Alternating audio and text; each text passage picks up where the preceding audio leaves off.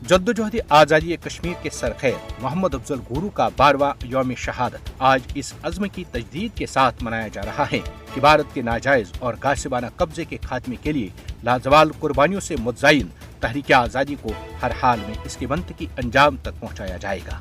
याद रहे कि मोहम्मद अफजल गुरू को 9 फरवरी 2013 में तिहाड़ जेल में फांसी देकर पूरी दुनिया में भारत को ज़लील व रुस्वा किया गया।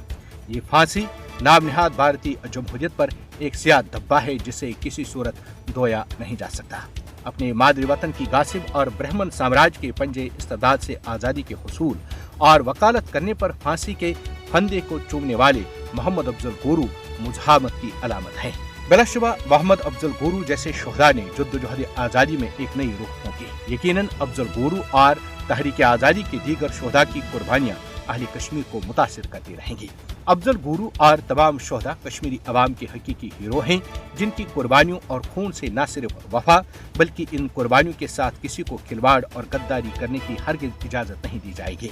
भारतीय अदलिया ने मोहम्मद अफजल गुरू की फांसी को भारतीय अवाम के इज्तिमाई ज़मीर की तस्कीन का जरिया करार दिया, जिस पर पूरी दुनिया में उसका मजाक उड़ाया गया। दुनिया भर में इंसानी हुकूक के कारकुनों ने अफजल गुरू की फांसी को अदालती कत्ल करार देते हुए इसकी शदीद मजम्मत की।